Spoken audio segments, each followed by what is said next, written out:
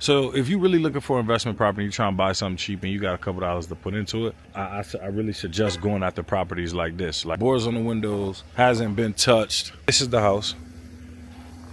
You might go through 100 different things before you find your actual first deal. Hey, what's up, y'all? Y'all already know who it is. It's really Quan. We doing real estate vlogs. I'm putting everybody on. I'm giving away free game. I'm not gatekeeping. You know what I'm saying? Y'all know how this go. I'm here. If you watch everything else on the channel, do you understand? I'm not gatekeeping. I'm telling y'all how to make millions and millions and millions and millions. You might make 60K on one flip, but you do that 10 times, that's 600K. Do that 20 times, that's 1.2 million. You know what I'm saying? But today I want to talk to y'all about how to find a property and do what I do to get my properties. It's called driving for dollars. Now, driving for dollars basically means in layman's terms, like I'm going to get in my car and drive around for houses that fit a certain criteria. Now, that criteria could mean with distress or properties that have been unattended. Nobody really giving it no love. High grass, you know, boards on the windows. Oh, it's a rat in the street.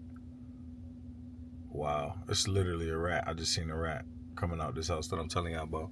Might have even caught fire damage. See, I don't deal with fire damage properties myself, but that's not to say that fire damage properties are bad. That's just me personally and my strategy. That includes electrical and plumbing, which are the two hardest, which I understand because, yo, this rat is really outside.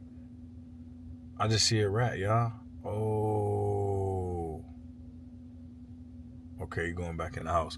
Well, anyway, I'm at a house on a street that I used to own a house on. And this house caught fire damage. Now, I wouldn't look into it, but that's not to say that somebody else wouldn't. Because if you could get it for $5,000 and go through the headaches to get it back up to code and, you know, everything you need to get it done and get it fixed, then it might be worth it. But one thing that stands out about this house, if I was driving around trying to find a house to buy as an investment property, is the fact that it has boards on the windows, right? So with boards on the windows, it prevents people from breaking in, but it also can mean that, hey, we're not touching this property for a while. We don't want to touch the property for a while. We just gonna let it sit. We don't have the money to fix it up. Or it could just simply mean like, you know, again, they don't want nobody to break in. So, but those are some key indicators. Also, no snow has been shoveled outside of this house. So that's another indicator. If no snow has been shoveled, nobody's there. You know, you don't see no footsteps, nobody there. Nobody has been coming to this house. It's not being paid any attention. So I'm actually going to get out and show y'all this house. Let me make sure I got my key. Yeah, lambs and rolls, all I own. All right, bet. All right, cool. So, again, I'm sorry, y'all. This is the house. You know, pretty, not too bad, but again, they got, you know, the boards on the windows. Oh, shoot, it's funny. Look at the one next door. Boards on the windows, hasn't been touched. You know, the snow. You don't see, you know, look at this, look at this. A couple footsteps, but again, that's probably somebody going through the cut on the other street. Fire damage on the house. You know, that top window broke. So if you're really looking for investment property, you're trying to buy something cheap and you got a couple dollars to put into it, I really suggest going after properties like this, like in distress. You know, you might could call the owner of this property, look their information up on the city's website, and get this house for little to nothing. So now you get this house for little to nothing, you good. You know, you can spend as much time as you want getting it back right. But again, it's going to take a lot of permits and, you know, dealing with the city. See, it still does have a meter in it. So that means somebody might be working on it. Because when it catch fire, I think they take the meter out. And it got a gas meter on it. This where the rat was too, by the way. But yeah, like, it don't look like the structure is too bad. Now, I don't know how it looks inside, but that's part of doing due diligence. So you could be done went inside the house if you want to, if you're trying to get real crazy and see, you know, what's going on and how much work is going to need inside.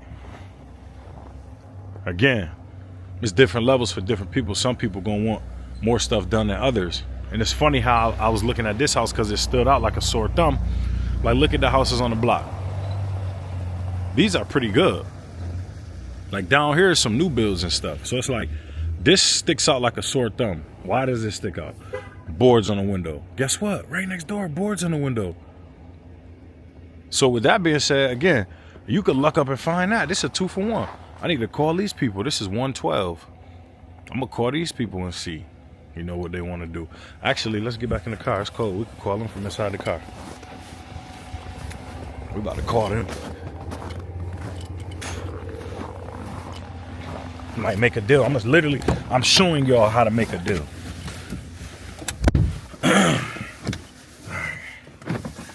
Let's see. All right, hold on.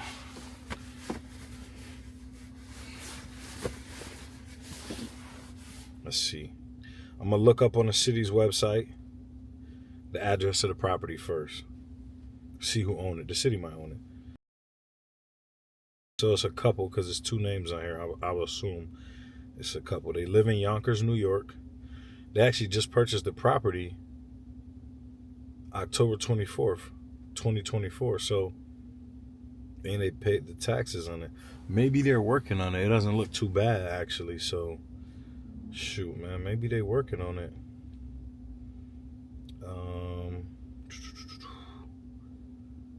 Yeah, they possibly working on it. Maybe they want to get rid of it. Let's see. Just for shits and giggles. Let's call it one. Let's see. True. I find people info on True People Search too. Address 112. Okay. I'm just getting their info, y'all. This is part of being an investor. No. That's no names actually for them. Maybe I'll look up their Candelaria name.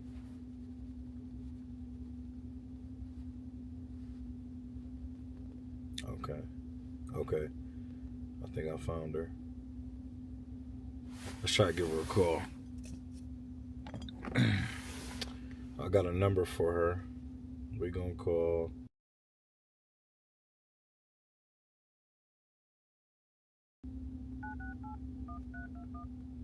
Call another number.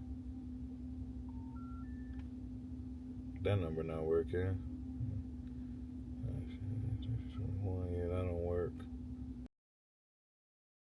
Damn. Let's try the husband name.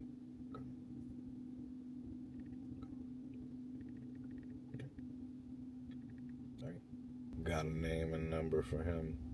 No number. Damn. No number for the man. Wow. Yeah.